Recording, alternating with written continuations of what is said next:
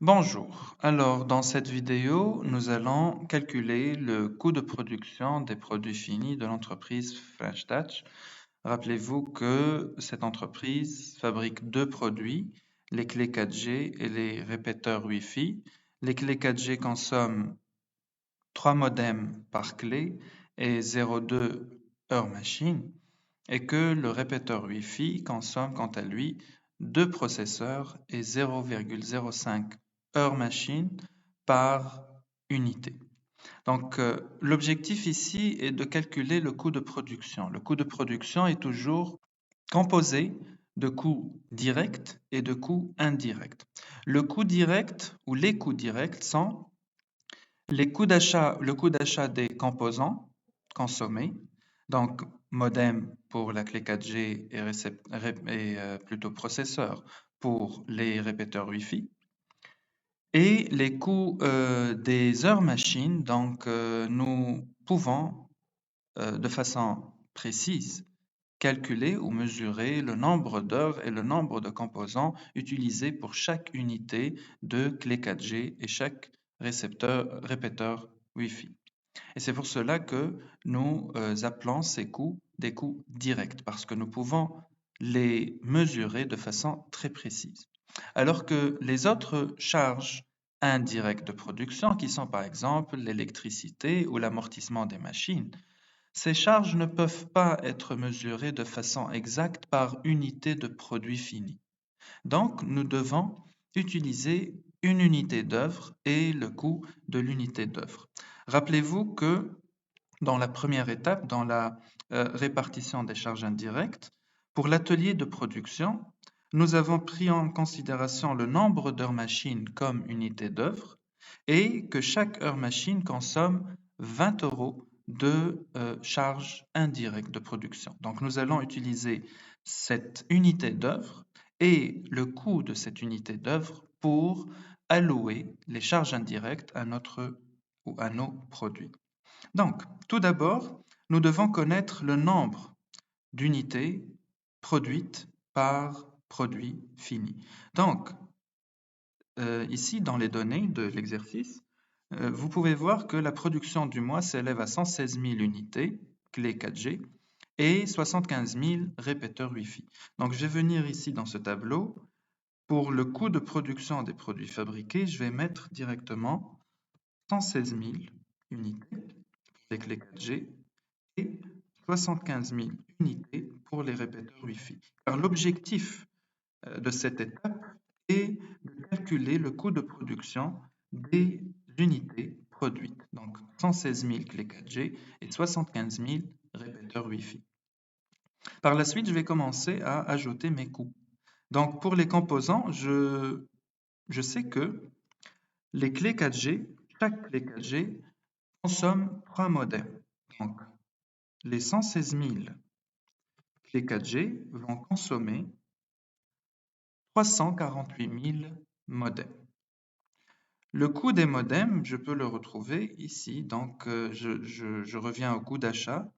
Et donc, je peux voir dans le stock, d'accord, dans le compte de stock des modems que le coût d'achat des composants, donc le coût d'achat d'un modem, s'élève à 5,25 €. Donc, je vais mettre ici comme coût unitaire 5,25 €. Donc, vous voyez que chaque étape utilise le résultat de l'étape précédente. Donc, ici, le montant égal à quantité fois coût unitaire. Pour les répéteurs Wi-Fi, donc, je sais que les 75 000 unités, donc par unité, j'ai besoin de deux processeurs. Donc, je vais multiplier 75 000 répéteurs Wi-Fi par 2 pour trouver 150 000 processeurs. Selon la fiche de stock ou le compte de stock des processeurs, nous avons trouvé que le coût moyen d'achat des processeurs s'élève à 3,70 €. Donc là, je vais mettre 3,70 € et bien entendu, le montant sera égal à la quantité fois le prix unitaire. Pour les coûts directs des heures machines, nous savons que chaque unité, chaque clé 4G nécessite 0,2 heures machine. Donc, je vais multiplier les 116 000 clés 4G produites par 0,2 pour trouver euh, le nombre d'heures machine consommées. Après, je vais revenir aux données de l'exercice pour trouver le coût d'une heure machine. Donc, ici, vous voyez que chaque heure machine coûte 5 euros. Donc, je vais venir ici et je vais inscrire 5 euros. Bien entendu, le montant sera le nombre d'heures machine fois le coût d'une heure machine. Pour les, euh, pour les répéteurs Wi-Fi, nous savons que chaque répéteur nécessite 0,05 heures machine, donc 3750 heures machine pour les 75 000 répéteurs fabriqués, et chaque heure coûte 5 euros. Et pour trouver le coût de ces heures, nous multiplions par 5, donc 18 750 euros de charge directe des heures machine. Par la suite, pour allouer maintenant les charges indirectes. Alors, je reviens au tableau de répartition, d'accord? De tableau de répartition et euh, spécifiquement à l'atelier de production, puisque nous sommes en train de calculer le coût de production. Donc, atelier de production, l'unité d'œuvre est heure machine. Donc, nous devons connaître les heures machine. Et heureusement pour nous, nous les avons déjà calculées. D'accord? Puisque pour calculer le coût direct des heures machine, nous avons besoin du nombre d'heures machine. Donc, nous l'avons déjà calculé. Donc ici, je vais mettre le même nombre, donc 23 200 heures machine. Et pour les répéteurs Wi-Fi, la même chose, 3750 heures machine. Maintenant, nous savons que le coût unitaire ou le coût de l'unité d'œuvre est 20 euros. Donc ici, je vais mettre comme coût unitaire 20 euros. Voilà. Et donc, le montant sera égal à quantité ou nombre d'heures fois le coût unitaire. Donc, 464 000 euros de charges indirectes de production pour les clés 4G et pour les répéteurs Wi-Fi, donc 75 000 euros. Donc, pour trouver maintenant le coût unitaire, il faut faire la somme des montants. Donc, ici, 2 407 000 euros. Et nous allons diviser ce total par le nombre d'unités produites pour trouver le coût unitaire. De même, pour les répéteurs Wi-Fi, nous pouvons dire maintenant que chaque répéteur Wi-Fi coûte 8,65 € et chaque clé 4G coûte 20,75 €.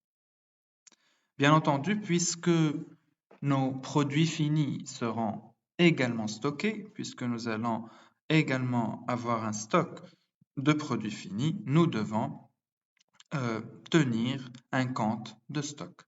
Donc, ici, j'ai préparé donc, le compte de stock des clés 4G, donc stock initial, plus produits fabriqués égale à produits disponibles, moins les sorties, stock final. Pour le stock initial, donc nous l'avons, donc c'est une donnée de l'exercice, donc stock initial de clé 4G, 1000 unités, et le coût total de ces unités s'élève à 19 580. Pour le coût de production, donc je vais revenir au tableau de coût de production que nous venons de compléter, donc ici, donc nous savons que nous avons fabriqué 116 000 unités et que le coût de production de ces unités s'élève à 2 407 000 euros. Donc, le coût de production des produits disponibles, c'est donc la somme des montants, divisée par la somme des ou la quantité totale. Donc, ici, vous avez, comme d'habitude, le coût moyen pondéré des produits finis. Bien entendu, nos sorties seront également valorisées à ce coût moyen pondéré, donc je vais directement l'inscrire dans les sorties et dans le stock final. Donc pour les sorties, pour connaître les sorties de produits finis, nous devons aller aux ventes.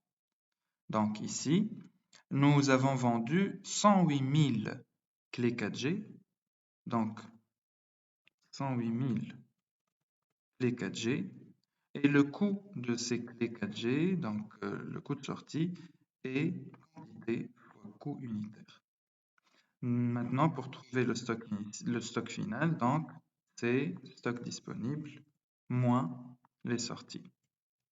Et bien entendu, le montant est la quantité est égale à la quantité fois le coût unitaire. Maintenant, pour les répéteurs Wi-Fi, c'est la même chose. Donc, nous avons besoin du stock initial.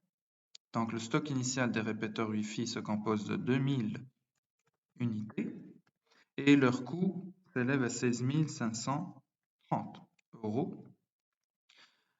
Pour le coût de production des produits fabriqués, donc je reviens au tableau de coût de production. Donc, nous avons produit 75 000 unités et leur coût total s'élève à 648 750.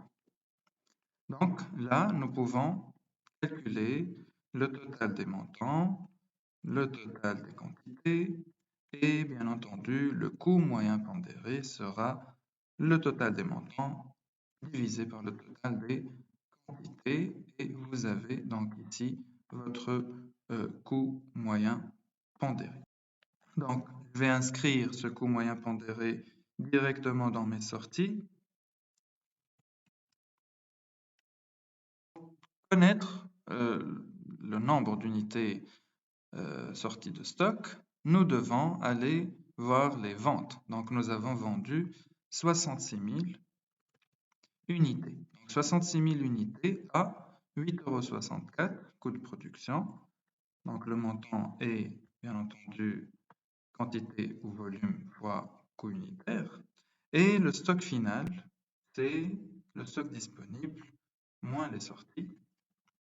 Bien entendu, ici, le montant est la quantité fois le coût unitaire. Et comme ça, nous avons terminé notre compte de stock pour les deux produits finis de l'entreprise.